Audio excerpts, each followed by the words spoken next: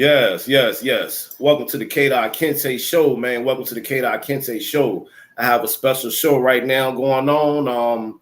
I had to ask my brother to come back to get another interview from my brother, man, because with the recent passing of the great Dr. Mutulu Shakur, I definitely wanted to speak with my comrade and my brother, Haki Kweli Shakur. He been on my show several times. I know a lot of y'all seen it. I'm talking about we did a lot of interviews on political prisoners, Dr. Mutulu Shakur, and a lot of things. And I just wanted to bring my brother back, and I definitely want to send my condolences to Dr. Mutulu Shakur and the Shakur family. How you doing, my brother? Free the land. I'm doing good. I'm doing pretty good. Yes, I definitely appreciate you again, man, with your time, man, and everything. And I definitely wanted to, interview you again because of the recent passing of Dr. Mutulu Shakur. I know, how that affected a lot of the Black community. I know it affected you a lot too, my brother. And I just want to say, by me having shows with you, bro, and you coming on being a guest, I just want to speak my piece on Dr. Mutulu Shakur of the things that I learned from him. I learned how, he was doing acupuncture for getting, a lot of the brothers and sisters that was on drugs, trying to get them off drugs. I noticed, Dr. Mutulu Shakur had a great spirit about him, man. He was a teacher. He was a leader, and I felt like I really met him through you. I haven't physically, when he was here, I didn't physically meet him. But as far as from what you used to tell me about, he seen some of the shows that me and you did on political prisoners and him, and I feel so honored that he got a chance to even see that what we put together, bro. So go ahead, speak your piece right now, man. I just want you just to let the people know a lot about Dr. Mutulu Shakur that they didn't know about. Go ahead, my bro. Yeah. Free the land, man. Like I said, man, it's an honor and a pleasure to be back on your platform. I truly appreciate it. And yes, All the time, bro. I send my deep condolences out to the Shakur family, the forefathers and the foremothers of the Shakur tribe and things of that nature. So yeah, I send my deepest condolences to the family. Unexpected, but kind of expected. Yeah. You feel me, on his transition and things of that nature, being that, he was finally released like 7 months ago. So, we was hoping that, he could live a little bit longer. But Yeah. unfortunately, the cancer, he succumbed to the cancer and things of that nature. But Yeah. the most important thing of it all, we just happy that he got to spend those last 7 months being loved on by his core family, friends, Yes. comrades, and things of that nature, So we happy he got that in. At least he Yes. got to spend those final days with his close family. Something that he always wanted upon being released was to get back to being around his core family and things of that nature and getting that love that he always seeked when he was behind the walls. Even though he still got the love behind the walls, 100% Yeah. supporters. So and shout out to the supporters all across the world. Also, because a lot of people don't know, Dr. Mutulu Shakur has supporters across the world, not just inside the empire of the United States of America. The campaign went worldwide to get Yes. this great man, out of the penitentiary. So shout out to And bro, him too. I didn't mean to cut you off, but I gotta say this when you was talking about the campaign. You was one of them brothers. You was one of them brothers at the forefront for the campaign of Dr. Mutulu Shakur, and I know that for a fact, bro. Like I have to salute you right now too, because you was one of them brothers, them diligent brothers, man, that was just going hard all the time. I'm talking about you went hard all the time, bro, like trying to free political prisoners, getting political prisoners out. So, I have to give you your props too, bro, on always being real and being true to what you always speak and talk about. Go ahead, continue, my bro. I appreciate that, and that just comes from, like when I first came into the movement of Black liberation struggle and the new African independence movement and things of that nature. And I wouldn't, be, who I am today if it wasn't for that. And I'm gonna just take it to the beginning. I wouldn't be who I am when it comes to political prisoners if it wasn't for the 1998 Jericho movement.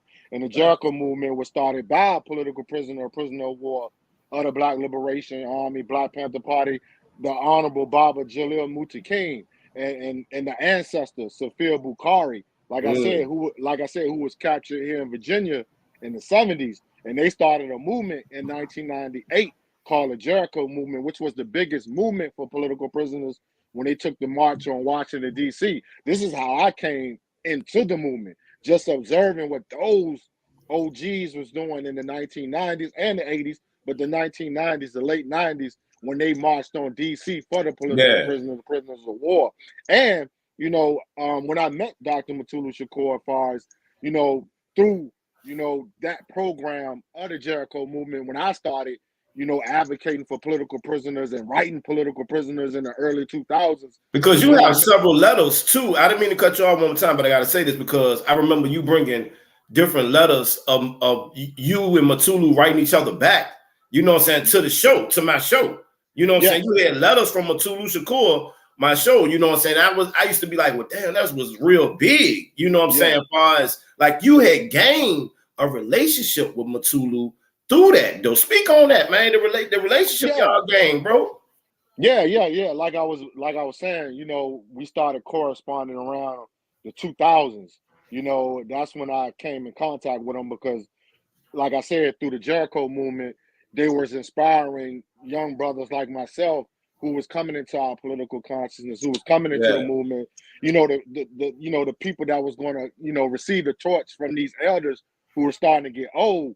yeah. So I took it upon my personal self to start there, like writing Mhm. political prisoners, because these elders emphasize write these brothers and sisters. They need mental support, you know, verbal support and communication from the brothers and sisters, the younger generation outside the wall. So I took it upon myself to write Dr. Mutulu Shakur in the early 2000s, mid 2000s.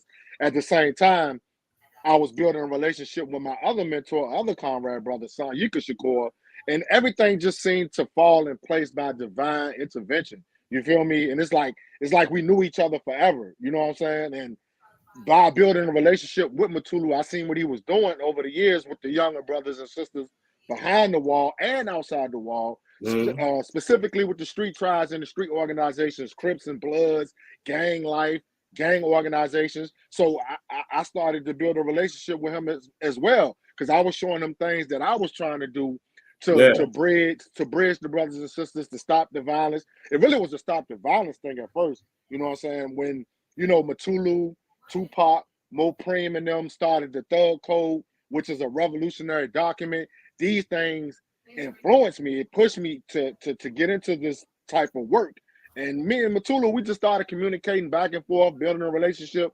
And I became, like many of the young brothers and sisters, he became a mentor to me. You know what I'm yeah. saying? And showing me and guiding me, the way and what I should do, this and that, with the history and all that. And specifically just tutoring us, individuals who wanted to become a part of the new African independence movement, which is an independence movement, a revolutionary movement that was seeking nationhood and things of that nature. So that's how our relationship began.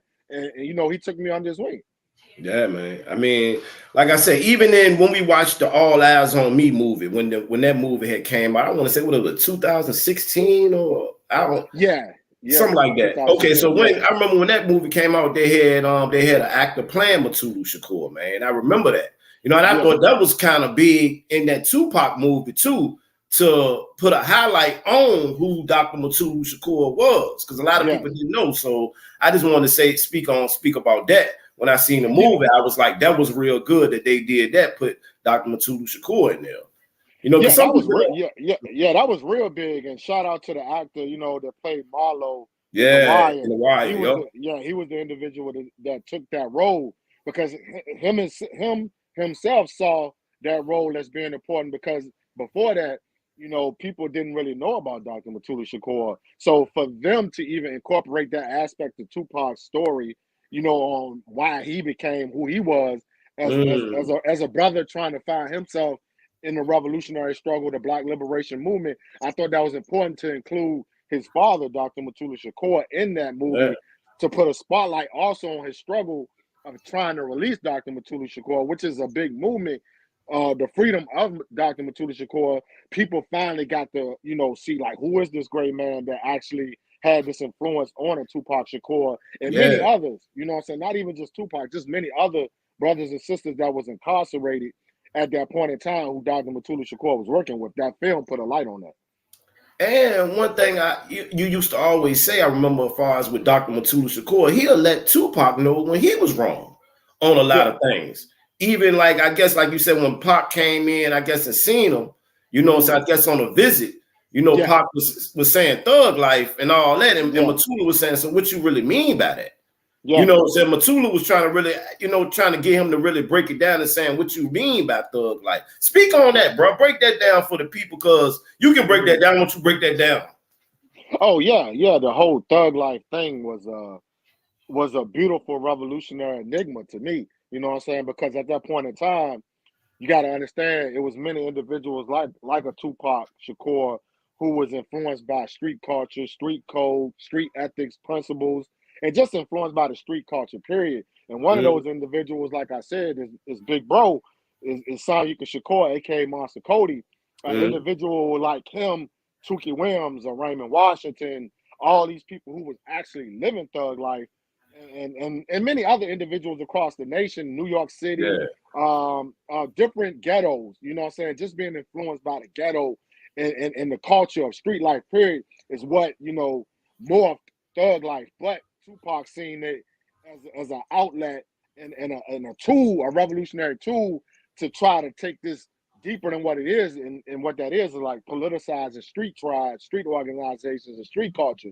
But when Tupac started thug life, it needed to be more than what he was trying to you know, make it be. That's what Mutulu was trying to get out of him, right? If I ain't mistaken. Yeah, exactly. I was just about to say, like, this is why he went to Mutulu and went to Mutulu with the concept of thug life. So, because this is what elders do. You know what I'm saying? Elders like to critique, constructive criticize these type of things that you're trying to do, but at the same time, make Mutulu Shakur see that we can't be exactly like y'all because we're living in a different time period. Yeah. The time period of a Dr. Mutulu Shakur. You know what I'm saying? This is in the early 90s. You see what I'm saying? So the science and the whole structure of what was going on when it pertains to our oppression had morphed into something different than what they were fighting against. So Tupac wanted to bring something into existence for our time period, but he needed that guidance from Dr. Mutulu Shakur and the elders to critique thug life, which means, you know, the acronym means the hate you gave little infants, fuck everybody. You know what I'm saying? Which makes total sense. You know what I'm saying? Because we're coming out of the crack era. Yeah. You understand? Coming out of the crack era, the violence was more inhumane. The poverty was more inhumane, and all these type of things. And the street culture was becoming that father of young men. You know what I'm saying? Because the men was being taken out of the household. These revolutionaries were captured. They were in prison. Mutulu and all was in prison. So Tupac was looking at it through the angle and the eyes of every young black male in this country and every young black sister in this country was running towards the street life looking for a father figure. You see what I'm saying? Yeah. But things had morphed out of control. The chaos, the drugs, the violence, the gangbanging had morphed so far off course that Mutulu this thug code to try to, you know, put a halt and try to take control of this violence and things of that nature. So he wrote the revolutionary document, Thug Code, which was a set of laws to try to bring back order to the street culture and stop the death, stop these drive-bys, stop all this in it. Because at this point in time, you know, babies was being killed, kids was being killed by drive-bys and straight, you know, straight bullets that wasn't meant for them. Families being destroyed because babies and kids were being, you know, victims of this parasitic violence of black people. So that's what the Thug Code was. The Thug Code was a revolutionary document to bring structure back to the street culture, street life, to try to politicize these brothers and sisters. Yeah, man. I just, you know, this when I seen the news, as far as of hearing and seeing that Dr. Mutulu Shakur passed, it really touched me because I was like, wow, man. I was like, this elder, you know, he had ain't too long came home, and I remember I had called you, we had talked about that, and you know, we always said it too, like far as the reason why y'all go ahead letting him come home because y'all knew he was real sick. He had cancer, basically. Right. So, you know, but I'm still, thankful that he did get to come home and touch back out here the little time he did have, Yes. But Yes, I mean, that's a blessing, and I'm glad you brought that up because um, that's what we're trying to do now is we've been doing, but we're trying to put more focus on people got to understand why it's important to support political prisoners because these individuals are being targeted. Now, what you just stated, I'm gonna make a prime example of that is that people got to understand this was intentional. This is what we call political murder. And many people don't know what political murder is. Political murder is what we call sanctioned murder by the state, by the government, on individuals they know, and they know for a fact these individuals are individuals who are political figures, revolutionaries, freedom fighters, and things of that nature. They do these type of things to make sure they kill these individuals. Mm-hmm. So we got to look at Dr. Mutulu Shakur's death as not just a regular death. It was political murder. They killed this man. And the reason why I say that, we have to understand Dr. Mutulu Shakur had a release date, an official release date of February 2016. Because I want people to get this point. Yeah. So they can understand why his death was murder. It wasn't just death, it's murder. And many other Black Panthers and New African citizens and freedom fighters who died the same way, in prison and outside the walls. What I mean by that is this individual should have been released in 2016. They gave this man 60 years. He had to do at least how many years he got? Yeah. They gave him 60 years for conspiracy. For conspiracy in the RICO Act. Yeah. They gave him 60 years. Because a lot of people, the audience probably don't know why he was in jail that long or whatever, in prison that long or whatever. Let the people know. Let me, before I get to the political murder aspect, let's go back into Dr. Mutulu Shakur's history and why we venerate this great man. Yeah. Dr. Mutulu Shakur is an individual we call a healer. He was a revolutionary healer. And I'm gonna take it even deeper. It's an ancestral duty of being a healer. Now, in the Igbo culture, you know what I'm saying, that I'm gonna use the example, the Igbo culture, Dr. Mutulu Shakur, and many other African cultures and tribes also, because we got to make this thing ancestral. It's an ancestral birthright of our ancestors, of African ancestors. Dr. Mutulu Shakur would be what we consider in Africa as a dibia, as an individual who's a healer.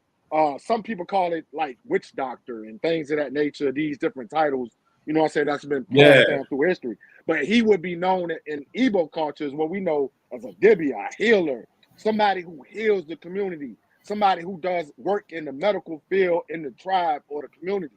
And Dr. Mutulu Shakur revolutionized in America, because we got to make this clear. This is in America, the empire, you know what I'm saying? The country that was founded on the enslavement of human beings, Black bodies, African people. Yes. This individual revolutionized the medical field for New African Black people and Chicano Black people as well. Mm-hmm. And what Dr. Mutulu Shakur was a part of was a revolutionary movement, and I'm going to take it to the beginning. 1970, a group of individuals called the Young Lords Party. These were Puerto Ricans, a Puerto Rican street gang at first, and they morphed into a revolutionary organization because they became politicized and transformed themselves into that. The Young Lords Party, the Black Panther Party, and Quadres of the Republic of New Africa and the Black Liberation Army in New York at the time. And across the country, period. People have to understand the healthcare system was against Black people at that point in time. Black people wasn't getting good health care. Brown people wasn't getting good health care at that point in time. But New York City was the epidemic. It was the center and the basis of poor health care for New African Black people in this country. And at that point in time, because that's one part of the aspect. Also, this was the period of the late 1960s going into the 70s. The heroin epidemic was going on at that point in time. Yeah. So the Black and brown community was being ravaged by heroin and cocaine, but the main drug at the time was heroin. You know what I'm saying? Yeah. Opioids and things of that nature. had ravaged the New York City. New York City was the biggest city and state at that point in time of addiction for black and brown people. Man, it was horrible. Ghettos was horrible. So many people were strung out on heroin. It was horrible at that point in time. And at that point in time, a hospital in New York City called the Lincoln Hospital. Oh. And the Lincoln Hospital at that point in time was treating black and brown people horribly, inhumane when it came to healthcare. So these young individuals, the Young Lord Party, the Black Panther Party, the Republic of New Africa said, to hell with this. We're gonna do something about this. And let me remind y'all, these were teenagers. These wasn't no grown men. No men and women. These were teenagers. Okay. You know what I'm saying? In their 16, 17, 18, 19, early 20s. You know what I'm saying? At that point in time, they said, to hell with this. We're gonna fix this problem. So they ran up in the Lincoln detox, the Lincoln Hospital at that point in time, and took over the hospital and planted the Puerto Rican flag and the RBG flag on top of the hospital, saying, we're taking over. What? Yeah, and they took over the hospital, and then they took over the drug program, the medical program at that point in time. And this was in 1970, November 1970. They took over the hospital, and at that point in time, they had individuals like the great Richard Taft, who was a great revolutionary doctor at that point in time. And they had hired Dr. Mutulu Shakur to be an assistant in that program, the medical program, the detox program at that point in time. And at that point in time, Mutulu Shakur had been going back and forth with individuals to Canada, to China, and he came across this this is what they called it at that time. He came across this Eastern medicine practice of China by the Chinese, acupuncture. You know what I'm saying? Explain that to the people, the acupuncture thing. Yeah, like revolutionary. This is what they call, white people, because you gotta remember at this point in time, white people was racist as hell. Yeah. You know what I'm saying? So anything outside what white people were doing at that point in time, they seen as inferior. It was inferior to them. It was like indigenous culture, period. Like indigenous culture was seen as inferior to white medicine, to European medicine, and what they was practicing. So anything people was doing as far as indigenous spirituality, ancient African spirituality, Hinduism, Chinese practices, all this stuff was seen as inferior medicine.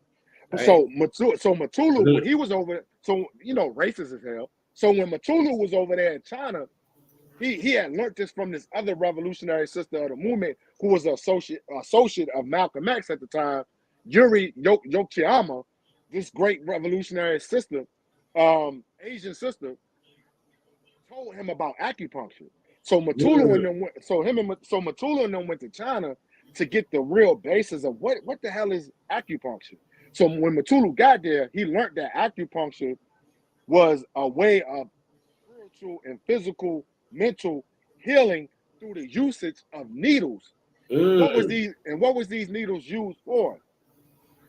The science behind acupuncture is this: throughout our body, our whole body, called acupuncture or acute pressure points in the body. What are these acute? You gotta speak up a little bit, Shakur, so we can hear you a little bit. So speak up a little bit so we can hear you a little bit. Yeah. Can you hear me? Yeah, I can. It seem low a little bit. That's all right. Go ahead. Can you hear me now? I can hear you. Yeah. Is it high now? Yeah, high now. It's high now. Yeah. What I was saying was that these pressure points in the body is pressure points in your body that you can tap into that can spiritually heal the body from within. And it's like I think it's like over 700 to 900. And see this what the white man know when he want to ban shit like this. Bingo. Like that. Bingo. We know the white man. We ladies and gentlemen, we know the white man would want to ban that type of shit. Anything spiritual is so-called bad and want to be banned. Go ahead, my bro. No, I'm glad you made that point, because that's the point I was saying when it came. See, that's another, and this my thing, and I got to say this. I feel like they threw an extra some more years on far as even with the acupuncture with Dr. Mutulu Shakur. Oh, I'm gonna get to that. We're gonna get to that. We're gonna get to that part.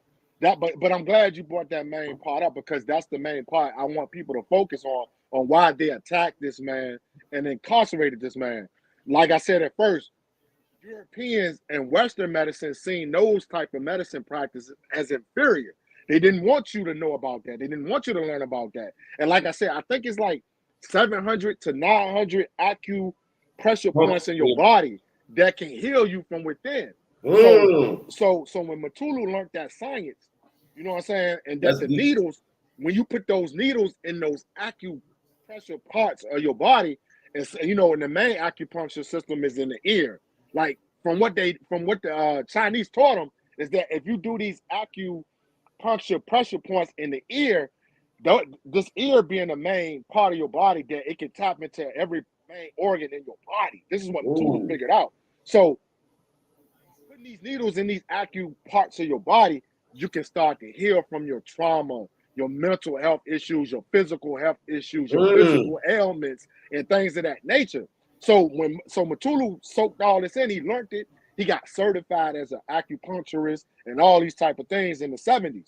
So when he got back to New York City, him and the rest of these revolutionary people was like, okay, now we got the medicine that we know can get these black folks off of these pills, off of this medication, the heroin, and all these type of things that was going on in the community. So when he came back to the New York, into the Lincoln Hospital, they turned the Lincoln Hospital into what we know today as the Lincoln Detox Center.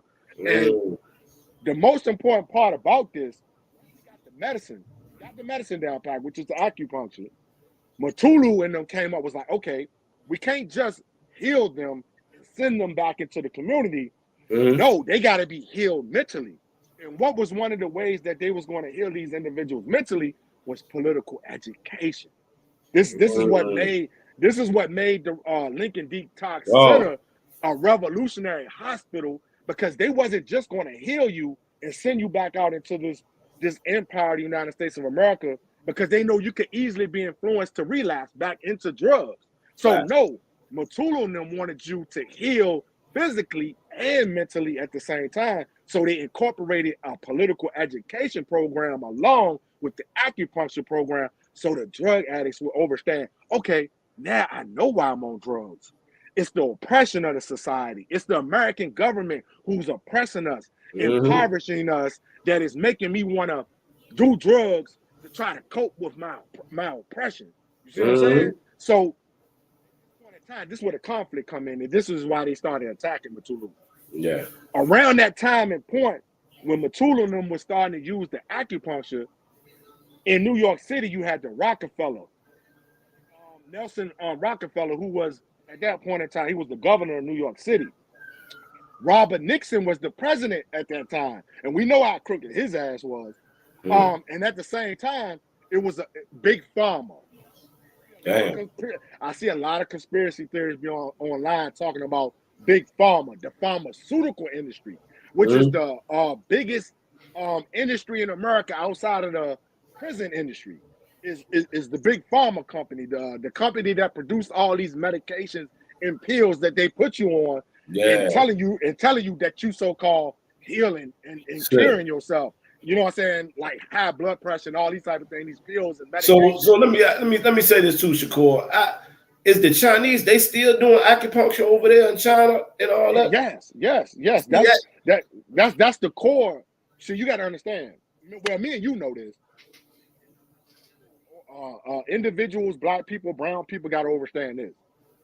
Your culture and your spirituality is the basis of you being a self-determined, independent people. If you don't have no culture and no spirituality, you have no identity as a people. The Chinese understands this. Chinese know that spirituality and culture is the basis of who we are as an identity and a nationality and a national people.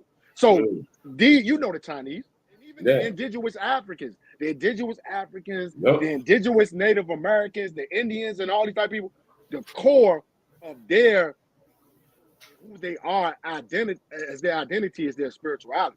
You see what I'm Yeah. saying? So they would never get rid of acupuncture because acupuncture is spiritual healing. I mean, It's physical healing. we need to be up on that a little bit more though, man. I feel like shoot, that's the antidote right there. Yeah, that's what we call liberation medicine. It's the liberation of people. And you got to understand, this medicine ain't just for physical cures. It's for mental health, which is the most important health. Your mental health. You see what I'm saying? Yeah.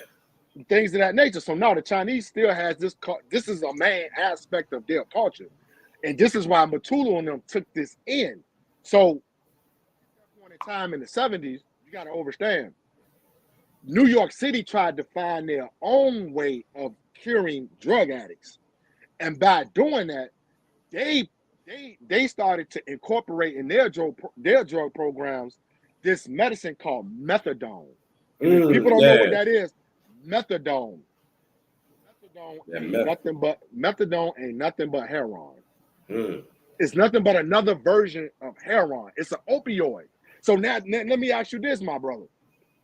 How does an individual on another opioid cures heroin addiction? Yeah. How is that possible? So you basically, this is what they was trying to do in the 70s. They're basically taking you off another addictive drug and putting you on another addictive drug and sending you back into society saying you're cured. Yep. So Mutulu and them seen the contradiction in that. And at this point in time, it was a big pharma company called Eli Lilly.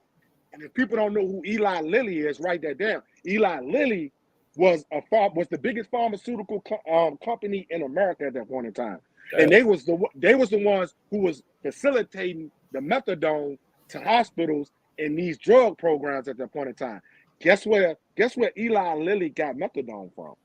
Well, Adolf Hitler. Adolf Hitler and the Nazis are the first people on this planet to synthesize methadone, meaning they was the ones who produced methadone in their laboratories. The scientists, these were Nazi scientists. I remind you, individuals who hated black people, individuals who hated Jews and things of that nature. America and the Eli Lilly company got their methadone that they so-called going to cure drug addicts with from the Nazis, bro. Now let me tell you how crazy that's deep right there, yeah. Down the white supremacy rabbit hole. Yeah. These cats talking about methadone that we got from Nazis who hate black people, who hate poor people, who hate Jews, and we're going to use the Nazis' medicine to try to kill drug addicts. So when Mutulu and them caught winning it, because you got to remember, all these things is being exposed by Mutulu. The Black Panthers, the Young Lords, the Republic of New Africa, they're exposing these things, but Mutulu specifically is exposing these things.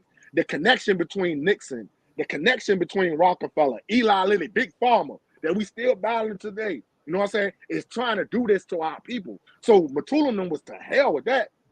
We're going to use acupuncture. So when COINTELPRO and the government of New York City got whiff of what Mutulu and these great revolutionaries was doing, man, they were healing damn near 1,000 drug addicts a year. They was curing 1,000 drug addicts a year, bro. In the 70s, off of heroin. They was taking off. But I don't understand why having no other. Some of our people pick the acupuncture joint up. I mean, maybe there's some people out there doing it. I don't know. I don't want to say we ain't doing it. We're going to get to that part. We're going to get to that part. No, it's many individuals doing that work, bro. Yeah. It's a lot. I'm talking about from the youth all the way up until comrades of Dr. Mutulu. Yeah, because that's the cure right there. Yeah, but you know, I'm just trying to put it in context on why they attacked this man. Yeah, put this man in prison. You know what I'm saying? And that was it. So by 1978, the United States of America, the government and the government of New York City was like, oh hell no, we got to do something about this individual, because y'all got to realize this. The reason why Mutulu Shakur was seen as such a revolutionary threat to this country, y'all got to realize the whole reason for Big Pharma is to make money off sick people.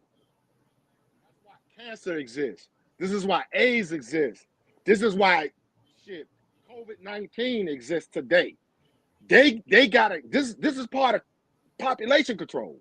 Y'all gotta understand how deep this shit is. This is a part of population control and depopulation agenda. Yeah. To control the population and to kill the population. And how do you kill the population? You kill the population by making them sick. You know what I'm saying? You make them sick, then you put them on drugs, medications to keep them sick. Yep. It's not gonna kill you. Keep them addictive. Yep. It's addictive. Exactly. Medication is addictive. Period. You see what I'm saying? So this is the whole agenda of America, the empire, is to keep citizens sick. At the same time, make money off of them. Capitalism. Keep them sick and capitalize off the sickness. So an individual like Dr. Mutulu Shakur, who's bringing indigenous spiritual medicine practices into America, what you think that do? That takes away from their agenda. It takes away from them making money off the sick. Because now you got individuals who can cure people naturally off of herbs, natural cures, natural practices, holistic medicine, what they call today, what Dr. Sabi and all them was doing, holistic medicine. Mutulu is the individual who started that in America. Yeah. Him and a sister by the name of Dr. Shadidi Kinsey. I gotta shout her out because she is like the first black new African woman who was licensed to practice acupuncture. Yeah. So you got all these great individuals. Nobody know about these people like that, except for the people who learned about them. The government seen him as a threat to their money, their agenda, control, and their extermination and genocide on black and brown communities. If they continue to let Mutulu and all these great indigenous doctors continue to cure people without their help, that's a threat to big pharma. You know what I'm saying? And their money and their agenda.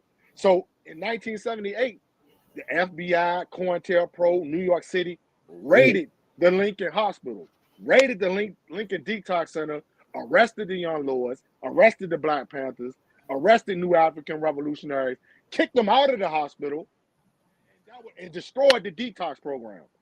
Ended the whole detox program. Now that shows you how sick and evilistic this government is, that they went into a hospital, kicked these individuals out, destroyed the program, all because they wanted to keep black people, brown people, and poor people on drugs to control them and kill them. So when Mutulu and them, when that happened, right? Mutulu quit? Hell no. Mutulu's a freedom fighter. He'll never quit on his people. He'll never give up on his people. 1979. This great man went to the center of heroin addiction, Harlem, New York City. 1979. We talking about the late 70s going into the 80s. People are strung out on heroin in Harlem. The black people are strung out on heroin in Harlem. This man went to Harlem and opened up his own detox center called Banner, the Black Acupuncture Association of North America, in the center of the heart of a heroin addiction in Harlem, New York City. Black owned first to do it, bro. That was back then, In the 70s, the late 70s, this man opened up his own medical center, bro, in the middle of Harlem. This is why we want people to learn about Mutulu and honor this great man who did this. Yeah. And being attacked at the same time, as what we call by COINTELPRO with low intensity warfare, high intensity warfare, attacking people from the shadows, you know what I'm saying? Killing, assassinating individuals. This man showed no fear and said, to hell with that. Went straight into Harlem, opened up another acupuncture center, continued to heal drug addicts, continued to free drug addicts, politicize these individuals, and send them back into society. So around that point in time, I'm going to try to hurry up and speed up and get to the point. After 4 years, I think it's like 4 years of Banner being established and doing the work in the community at that point in time, it was a thing that these revolutionaries was doing at this point in time. We got to speak on this because this is part of their story. Fact. We living in a capitalist society, right? We living in a capitalist society. I hate to say this. You got to find a way to make money. Yep. You know what I'm saying? You got to find a way to fund your programs. Yep. You got to find a way to fund your clinic. You got to find a way to fund. You got to make money to be able to help your people. If you ain't got no money in America, you basically can't help your people to a certain degree. You can help them, but you can't help them like you want to help them. Yeah. You know what I'm saying? Everything costs around here. Everything. What Lupe Fiasco say? Freedom ain't free around my way. Hell no. You know what I'm saying? Everything high. You know what I said? That's America. Capitalism. Yep. So these revolutionaries, they wasn't rich. They wasn't rappers. They wasn't making millions of dollars. You see what I'm saying? So they had to find a way to fund this revolutionary acts, the revolutionary programs. So around this time, they were doing what we call appropriation. They was doing appropriations around the country. And what I'm talking about, appropriations is what these so-called criminals of the United States of America call bank robberies. Allegedly. Let me throw the allegedly in there because a lot of people, you know, because we don't know who's going to be watching this. So allegedly, the Black Panther, well, at this time, they had turned it to the Black Liberation Army. This is where the Black Liberation Army history come from. The Black Liberation Army of the Republic of New Africa and the New African nation, they were pulling off what we call appropriations. America calls bank robberies, allegedly. So they were going into banks, taking money, funding their programs and things of that nature. So around this time, the FBI were surveilling these cadres, these organizations, the Black Liberation Army, trying to catch them in the act of committing appropriations. Appropriations to African people is this, y'all. America owes Black people. Yeah. You feel me? So, because I want people to understand why they were committing these acts. These wasn't criminal acts. When we say appropriations, we're not talking about no criminals who are just robbing shit and who don't have no political consciousness and they just doing criminal shit. You see what I'm saying? No, I'm trying to give y'all structure on why they was doing this. So, to us and African people, we know America owes us reparations. It was money. You know what I'm saying? For enslavement, genocide, lynchings, and the shit that continues today, police terrorism, police brutality, in poverty, period. So what they got in those banks, right? What they got in those banks, we feel like it's owed to our people. Yeah. You see what I'm saying? So when the Black Liberation Army was going into these banks, they were deeming this as we're taking our reparations. You see what I'm saying? Yeah. To put this in a political, they were taking back our reparations. So that's what appropriations is. We don't call it robberies. We call it appropriations. Damn. So the Black Liberation Army was doing that, bro. They was allegedly taking millions of dollars out of these corporations, banks, and funding revolutionary programs. So it was one specific appropriation that took place in New York City. It's the most notorious, what they call robberies in New York history. Yeah. It's called the Brinks robbery of New York City that took place, where they appropriated like $1.4 million out of the bank. During this so-called bank robbery or heist appropriation, the police pulled up on the scene.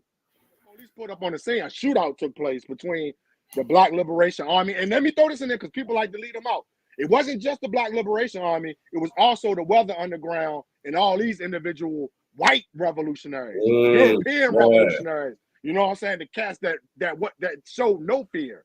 They was putting it down. You know about the Weather Underground and all them. Yeah. Them white revolutionaries who was blowing up shit. They was putting it in, blowing up shit and all that type of shit. Blowing up Senate and all that, yeah. All that shit. So they were a part of this act, this bank appropriation. So when the police pulled up, shootout take place, 2 police officers get shot down. And let me remind you, and the police officers died. Oh well, that's what you get when it comes to warfare. You know what I'm saying?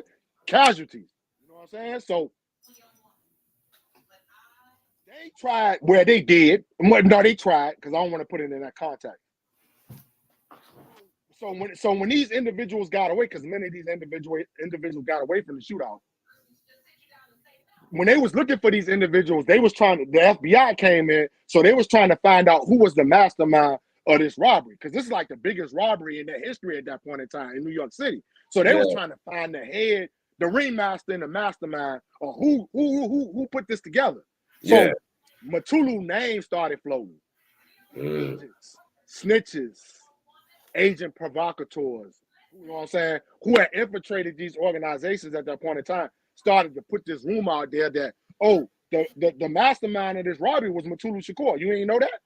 You know what I'm saying? This is what they telling the police and the feds and all of them, running their mouth, snitching. But like I said, other Black Panthers, right? Yes. No, could you clarify? Same thing with Judge Joe Brown was talking about when I had interviewed him. He was saying that it was the reason because there was a lot of snitches, agents in the Black Panther Party. Go ahead.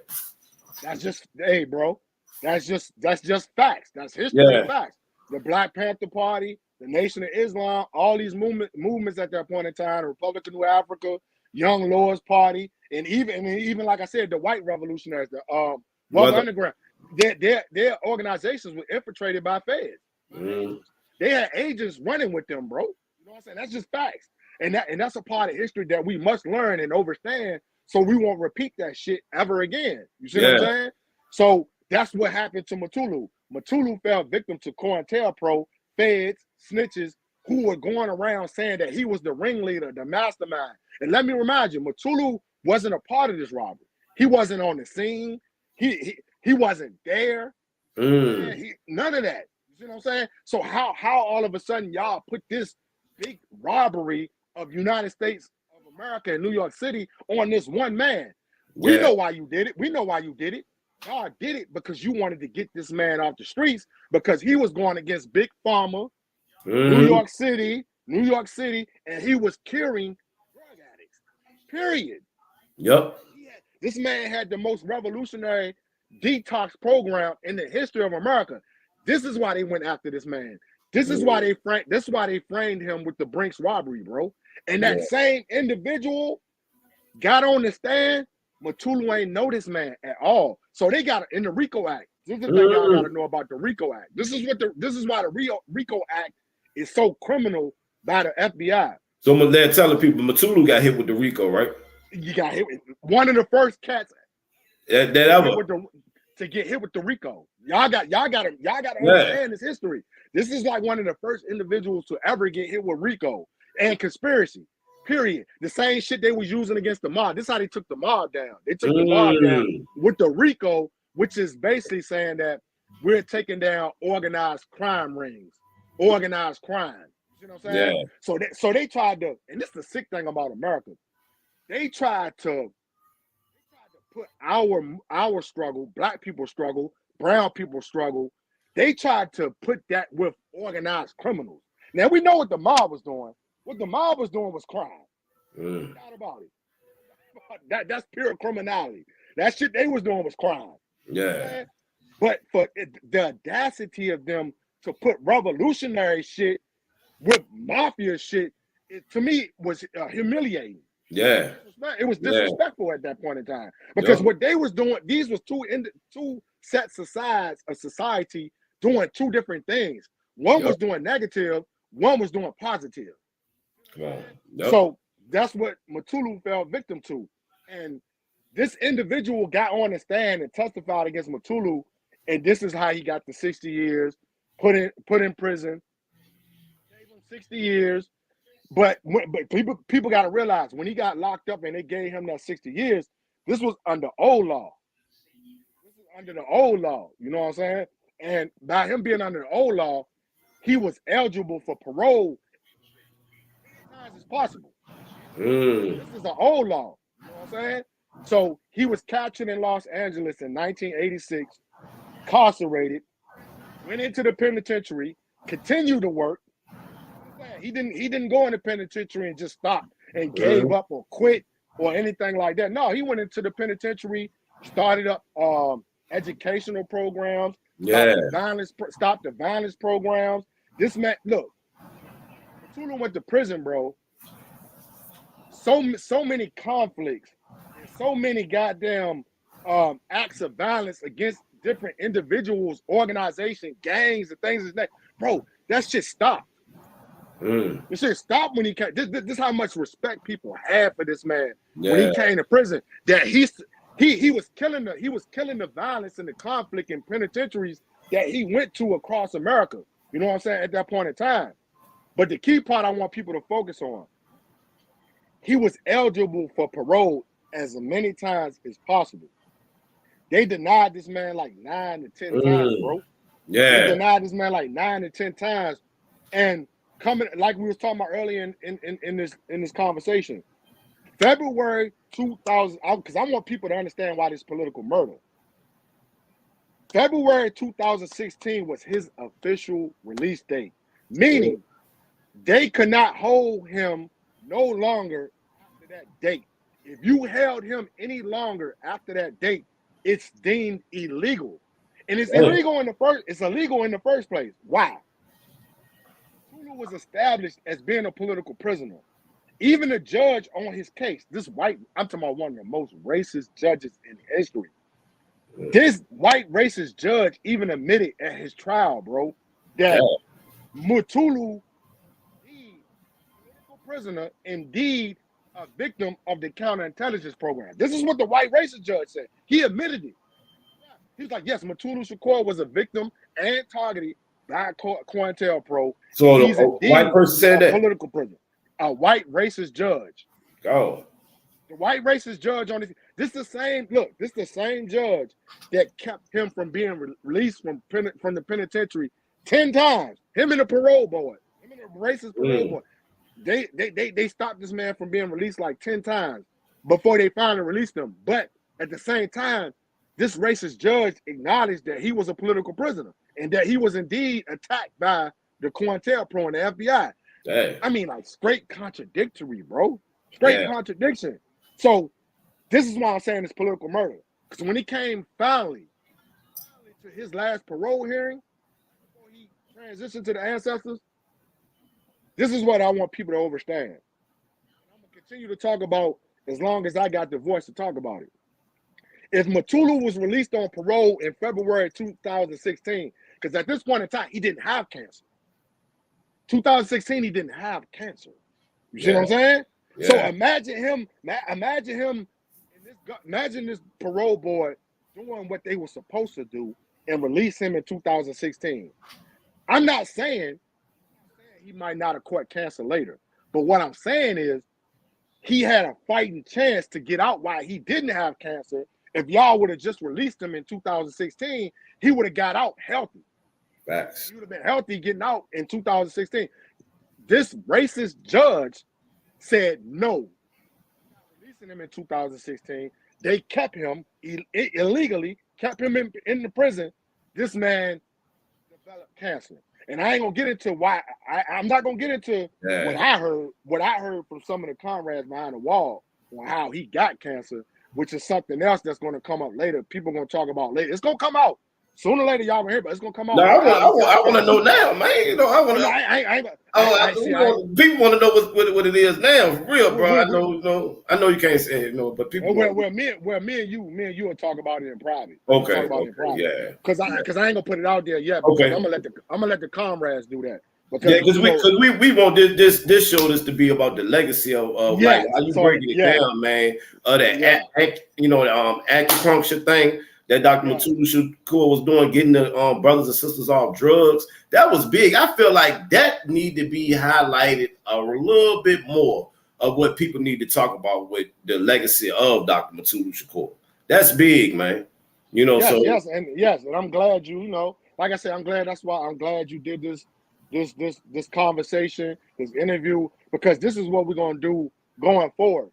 Yeah. And going forward, we're going to put the spotlight on this man because we want to emphasize. This is what some of the comrades and family and friends have been talking about over the last couple of days, is that we want to put the emphasis on the doctor.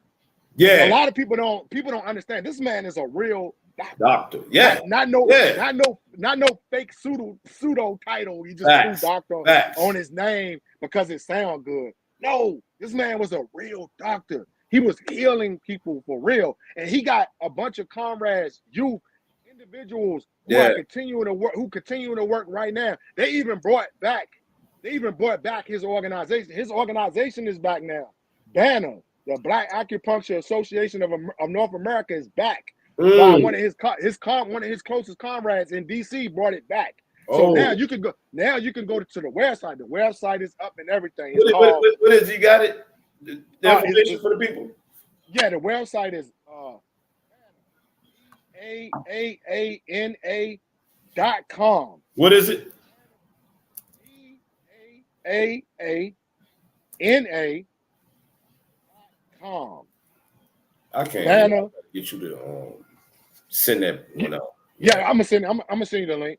Well, I'm gonna send you the link. But yeah, his original organization has been brought back in so we can teach, so they can teach younger generations about acupuncture. So we can continue and even this is what I'm saying with like you said, the Chinese and all that. They doing that over there. They not doing pills and all this goofy shit that we got over here in America. I mean, I'm saying shit is, and acupuncture is natural.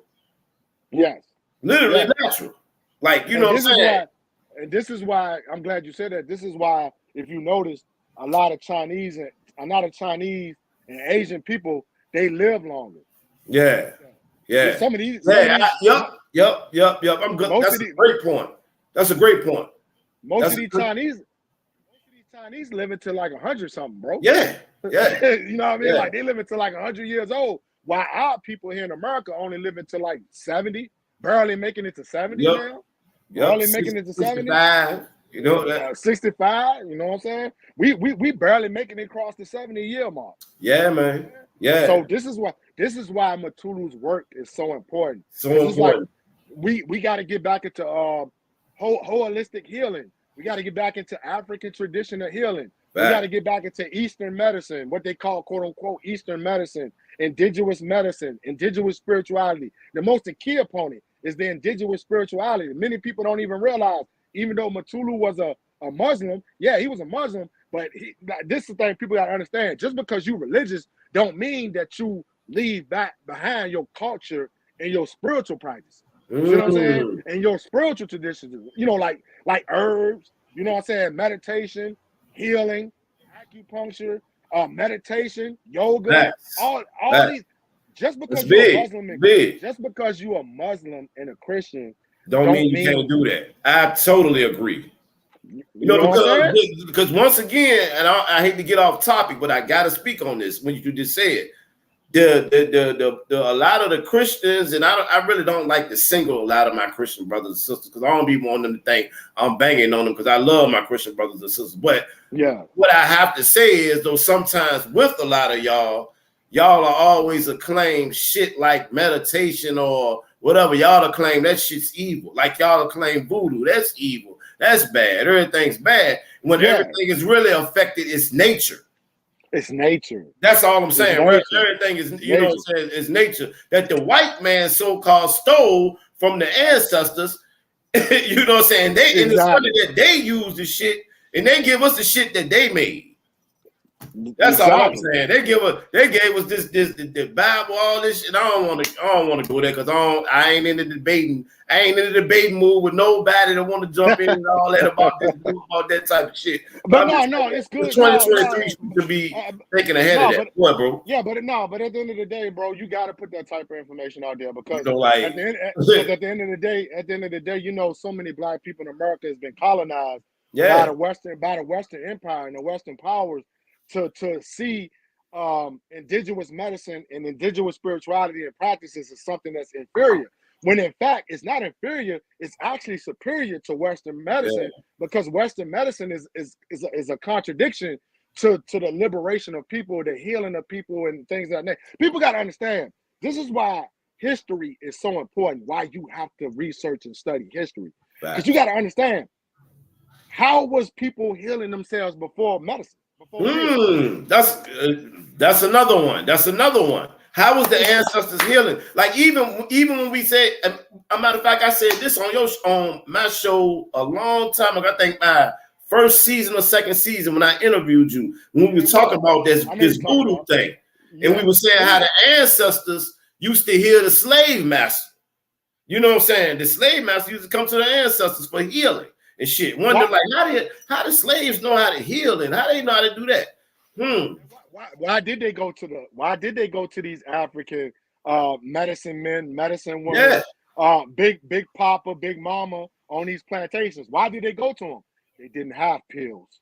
Facts. You know what I'm saying? Have pills back then. And what Big Mama and Big Papa was doing on these plantations at that point in time, they had the herbs, they had the traditions, the spirituality, the voodoo, and voodoo is spiritual medicine, it's liberation medicine. That's it. Because right now, voodoo can cure mental illness. I mean, mental health issues. Many people don't even realize that voodoo is being used in Africa and other places across the planet as medicine that heals people's mental health. Voodoo cures mental health. You know what I'm saying? So that shows you how criminal, that the Western Empire is and the Western United States government is that they will try to make indigenous medicine evil and paint it as evil, but they going in the shadows behind your back using this stuff, getting cured by this stuff, but they selling you stuff that's going to keep you addicted and keep your health in poor conditions, which is pills and all these type of things that they keep selling you from Big Pharma. And that's the thing that Dr. Mutulu Shakur knew. You know, that's what he knew. And see, this is the thing, like I said, this is how like Tupac mind was because of Dr. Mutulu Shakur. That's how his mind was, as far as politicized and how we was hearing some of his raps and some of his lyrics he was saying because of you know, Dr. Mutulu Shakur. I just always want to put the emphasis on that, man. A lot of people don't know. Go ahead. Yeah, I'm gonna go ahead and throw this last aspect in there. People don't realize that he's a Panther Cub. You see what I'm saying? And he's the former chairman of the New African Panthers. 1988-89, Tupac Shakur was the national chairman of the New African Panthers Party, you know what I'm saying, that comes out of the New African Independence Movement. People don't realize a lot of these Panther Cubs, like Tupac and them, they sat at the feet of Mutulu and them. They was at the meetings. They was at the meetings and all that, bro. So you think these kids not gonna soak up that energy? Because remember, all this shit is still spiritual. Being politicized can be spiritual too. You see what I'm saying? So as these young babies, these young kids of freedom fighters, they were at the feet of these freedom fighters at the height of all this stuff in the 60s and the 70s. So yeah, he's Mutulu was like the biggest influence on Tupac Shakur's life. You know what I'm saying? Even though Tupac ain't reached his full potential, a lot of that potential manifests and morphed out of Dr. Mutulu Shakur and all the other elders, Sekou Odinga, Sundiata Okola, Asada Shakur, Afeni, Bilal, Sunny Ali. I gotta throw Bilal and them in there. The Sunny Ali clan, all these great revolutionary freedom fighters. Sister Fulani Ali. Rest in peace to her too, man. Like all the Shakurs who don't carry the Shakur last night, because a lot of people don't realize it's a lot of Shakurs who don't carry the Shakur name, but they got different names like the Ali family and all these individuals. They're Shakurs because all these individuals came under the great freedom fighter father, Alba Saladin Shakur, and we gotta shout him out. The great Pan-African freedom fighter Saladin Shakur, who was the first Shakur in this country. Him and Miriama Shakur, his wife, the first Shakurs, Lumumba Shakur, Zaire Shakur. You know what I'm saying? All these individuals who sacrificed themselves for New African Black people to be where we are today. You know what I'm saying? Even myself, I give thanks to Dr. Mutulu Shakur, Sanyika Shakur. They the ones reason why I have the name that I have, Haki Kweli Shakur. They gave me this name. They blessed me with this name because they seen something within myself that I didn't see within myself at first. And I'm going to always be thankful to my mentors for that. Man, like I can say, man, that's big right there because I can remember, man, you bringing the letters to the show. You bringing the letters from Dr. Mutulu Shakur, Sanyika Shakur. You bringing letters that y'all wrote each other back and forth. And I think that was just so real. You know what I'm saying? How you developed that, you know, how they looked at, they seen something in you as a youth, though. You know what I'm saying?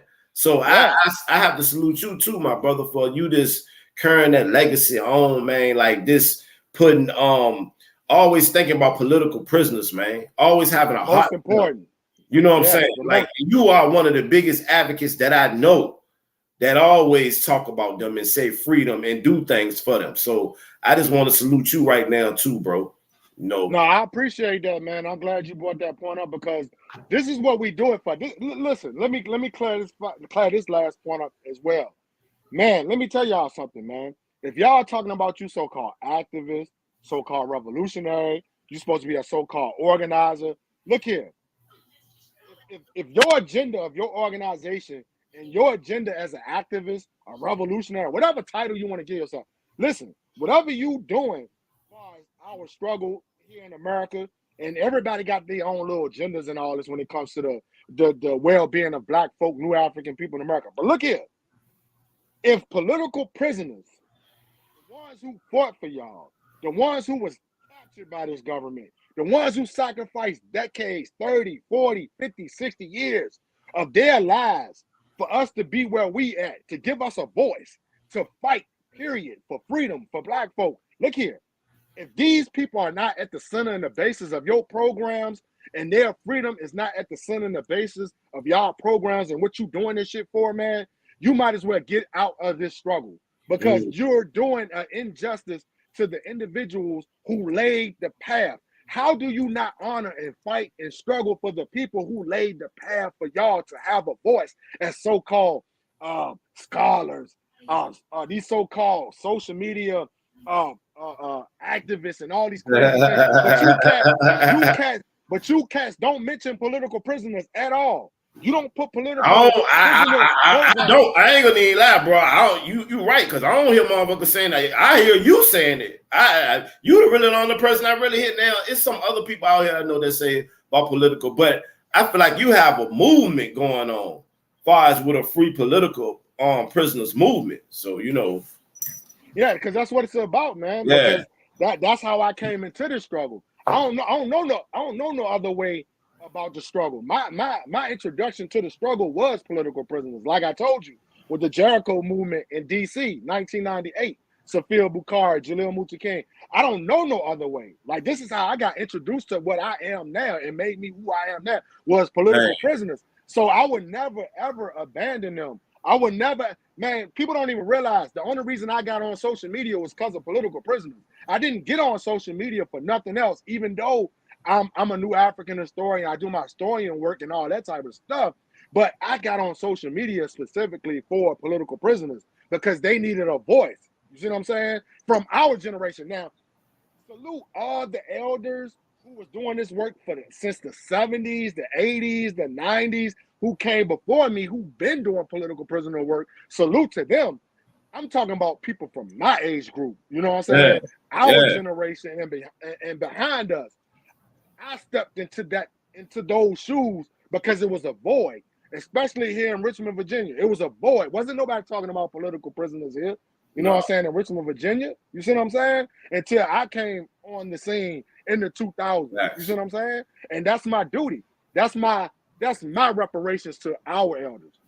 Man, that's big, man. I just want to, thank you right now, man, Haki, bro, for this. Keep on carrying the torch and the legacy of Dr. Mutulu Shakur. And I just want to salute to Dr. Mutulu Shakur family out there. I just want to send my condolences and everything. Yes, sir. Yes, sir. Yes, and let me just go ahead and plug that in there. Soon, the new edition of the Rebuild, a new African independence article. Soon, I don't know when it's gonna come in, but I'm just gonna plug it anyway because I want people to be prepared for it when it come out. There will be a dedication series and paper of the new African Rebuild periodically coming out to pay commemoration of Dr. Mutulu Shakur. He's gonna have his own edition. Yes, sir. That's coming out very soon. My bad. Somebody was trying to call in. Yeah, somebody was trying to call in. But it's coming out very soon. I don't know when it's gonna come in. I guess they're probably working on it right now.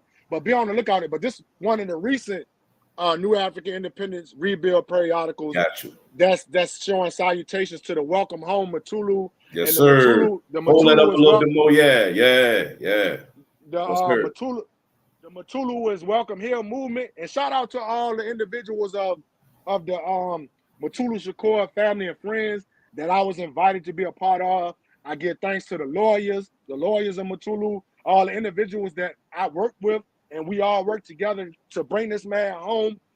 Shout out to the Shakur squads, Shout out to the Malcolm X grassroots movement, who was spearheading the Free Mutulu campaign. Shout out to the New African People's Organization and all the elders of the New African People's Organization.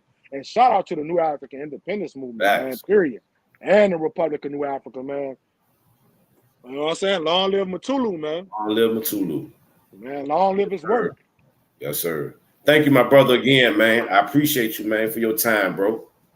Man, thank you, man. I appreciate it, man. And man, let's just keep fighting a good fight, man. Free the land. Yes, sir. Yes, sir.